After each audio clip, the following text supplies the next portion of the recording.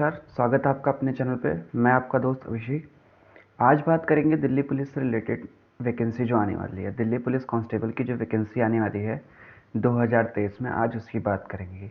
ये जो वैकेंसी है वो फीमेल के लिए गोल्डन अपॉर्चुनिटी होती है। ठीक है, किसी भी फीमेल के लिए जो वैकेंसी होती है वो क्या होती है, एक गोल्डन अपॉर्चुनिटी होती है। इसको महिलाओं के लिए सबसे सुरक्षित नौकरी मानी जाती है, दिल्ली पुलिस की वैकेंसी जो होती है। ठीक है, दिल्ली पुलिस कांस्टेबल की वैकेंसी के बारे में आइए बात करते हैं। तो दिल्ली पुलिस कांस्टेबल की जो वैकेंसी है, ठीक है, वो सितंबर में आएगी। सितंबर 2023 में इसकी जो वैकेंसी है वो आने वाली है। और सितंबर में जो अगर वैकेंसी आएगी, मान लीजिए अगर सितंबर में वैकेंसी आती है, रजिस्ट्रेशन फॉर्म सितंबर में खुलते हैं, तो ये जो है इसका जो रजिस्ट्रेशन ख़त्म होगा वो अक्टूबर तक ख़त्म होगा। और जो पेपर होगा ये जनवरी या फेब के बीच में हो सकता है, दिसंबर में हो या जैन या फेब के बीच में होना चाहिए। ठीक है, इसकी जो ऑनलाइन पेमेंट फ़ीस रहेगी वो 100 रुपये होती है जनरली। ठीक है, और जो एडमिट कार्ड इसका आएगा वो भी दिसंबर के ही आसपास आएगा। और मैंने आपको एग्ज़ाम बता दिया, एग्ज़ाम जो है इसका वो जैन या फेब के आसपास होगा। इसकी जो आंसर की आएगी, आंसर की जो इसकी आती है वो आएगी ठीक 1 से 1.5 महीने बाद। यानी अगर मान लीजिए जनवरी में पेपर होता है तो फरवरी या मार्च, इन्हीं के बीच में जो इसका एडमिट कार्ड है वो आ जाएगा। ठीक है, आंसर की। और रिज़ल्ट जो है वो आपको मार्च या अप्रैल के महीने में रिज़ल्ट देखने को मिल जाएगा, अगर सब कुछ सही चलता रहा। ठीक है, तो जो इसका, ठीक है, जो फिज़िकल होगा वो हो सकता है कि मई या जून के आसपास इसका फिज़िकल कराया जाए। और जो फाइनल रिज़ल्ट होगा वो अगस्त या मई हो सकता है। अगर वैकेंसी की गवर्नमेंट को जल्दी होगी तो वो हो सकता है कि मई तक करवा ले, नहीं तो हो सकता है फिर वो अगस्त तक जाएगी, क्योंकि इलेक्शन भी है 2024 में। तो इलेक्शन को देखते हुए ये लग रहा है कि हो सकता है अगस्त तक वैकेंसी को क्लियर कराया जाए। तो ये है दिल्ली क्या कहते हैं, दिल्ली पुलिस का शेड्यूल।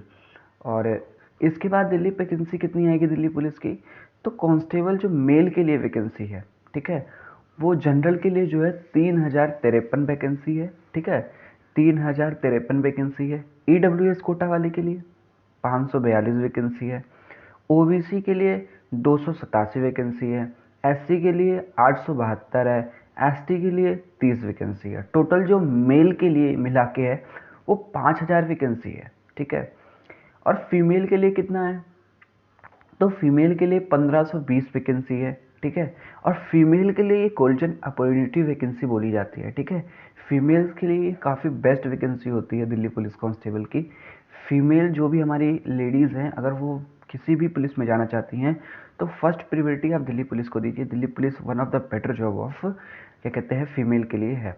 तो इसमें जो ओबीसी के लिए है वो 268 है।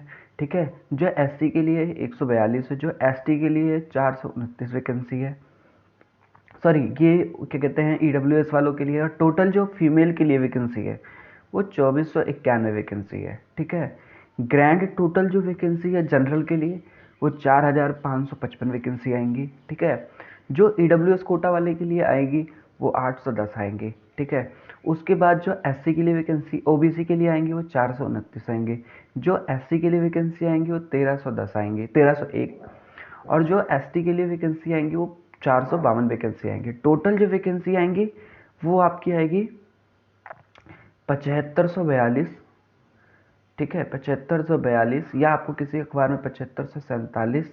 ठीक है, और इससे प्लस में ही वैकेंसी आएंगी। इसको जो है ये प्लस में ही वैकेंसी जाएगी। हो सकता है वैकेंसी ज़्यादा बढ़ गए, क्योंकि 2024 में इलेक्शन है, तो हो सकता है वैकेंसी काफ़ी इंक्रीज़ हो गया है। ठीक है, अब बात करते हैं कैटेगरी की कि किस कैटेगरी की कितनी फ़ीस है।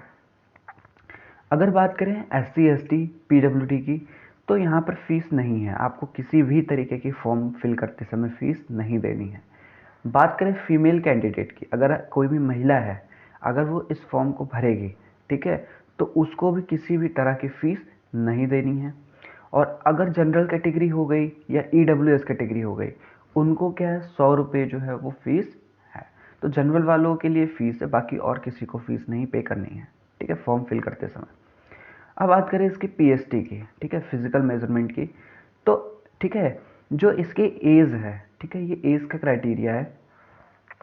जो रेस होगी वो 6 मिनट की रेस होगी, ठीक है। 1600 मीटर की रेस होगी, 14 फीट जंप होगा और 3 फीट 3.9 फीट जो है वो हाई जंप होगा, ठीक है आपका। तो ये हाई जंप हो गया, ठीक है।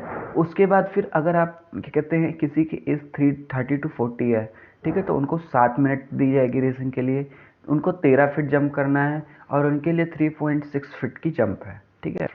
उसके बाद फिर अगर कोई 40 साल से ऊपर है तो उनको 8 मिनट दिया जाएगा, ठीक है। लॉन्ग जंप जो है उनको 12 फीट करनी है और हाई जंप जो है वो 3.3 फीट करनी है। अगर यही बात हम फीमेल कैटेगरी के लिए करें, ठीक है, तो फीमेल को अगर वो अप टू 30 ईयर्स हैं, ठीक है, तो 8 मिनट में उनको रेस पूरी करनी है 1600 मीटर की, ठीक है। 10 फीट जंप है उनके लिए जो लॉन्ग जंप है और 3 फीट हाई जंप है। अगर बात करें 30 से 40 साल के बीच में अगर कोई भी लेडीज़ हैं तो 9 मिनट उनको दिया जाएगा। 9 फीट जंप है और 2.9 फीट जो है लॉन्ग जंप है। अगर कोई 40 साल का व्यक्ति है, ठीक है, 40 साल से ऊपर का है, ठीक है, तो 10 मिनट दी जाएगी उसको रनिंग के लिए। 8 फीट जंप है और 2.6 फीट लॉन्ग जंप है, ठीक है। तो ये जो है वो कैटेगरी हो गई। अब बात करते हैं कि क्या हाइट का मेज़रमेंट रहेगा, किस प्रकार हाइट की मेज़रमेंटिंग की जाएगी, ठीक है। तो 170 सेंटीमीटर जो है 170 सेंटीमीटर जो है ये जनरल कैटेगरी के लिए होगा, ठीक है, ये जनरल कैटेगरी के लिए हो गया। बाकी जो ये रेसिडेंटेड हैं, ठीक है, जो इसमें दे रखा है फॉर रेसिडेंटेड, अगर आप यहाँ कहीं से आते हो, ठीक है, अगर आप यहाँ कहीं से आते हो तो आपको 165 सेंटीमीटर की हाइट मापी जाएगी आपकी। अगर बात करें चेस्ट की, ठीक है, तो चेस्ट जो है 81 से 85, ठीक है, सेंटीमीटर के बीच में होनी चाहिए आपकी। और अगर आप इन कहीं से भी आते हो तो 5 सेंटीमीटर की आपको रिलैक्सेशन दी जाएगी। आप इस कैटेगरी से आते हो, यानी अगर आप एमटीएस में हो, दिल्ली पुलिस के एमटीएस में या दिल्ली पुलिस के प्रोफेशनल में किसी क्या कहते हैं किसी पोस्ट पे आप हो, ठीक है, तो इस तरीके के जो अगर आप हिल एरिया से हो, ठीक है, तो आपको 5 सेंटीमीटर की जो है वो हाइट में छूट दी जाएगी। अब बात करते हैं फीमेल कैटेगरी के लिए। फीमेल कैटेगरी के लिए भी वही है। अगर आप जनरल कैटेगरी या अन्य किसी कैटेगरी से हैं तो 157 सेंटीमीटर है। और अगर आप यहाँ कहीं से भी आते हो, ठीक है, तो आपको 155 सेंटीमीटर की हाइट मापी जाएगी आपकी।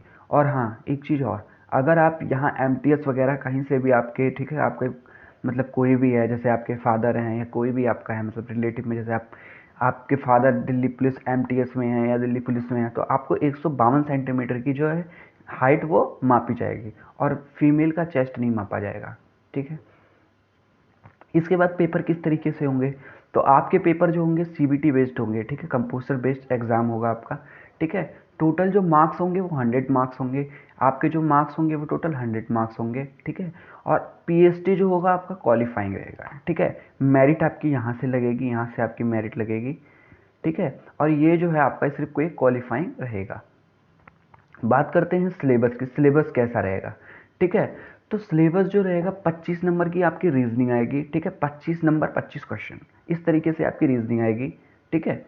उसके बाद 50 नंबर आपका जीके का आएगा, 50 में से 50, ठीक है, जीके प्लस करंट अफेयर, ठीक है, general knowledge plus current affair दोनों मिला के आएंगे, ठीक है, 50-50, ठीक है, 50 क्वेश्चन 50 नंबर का, ठीक है।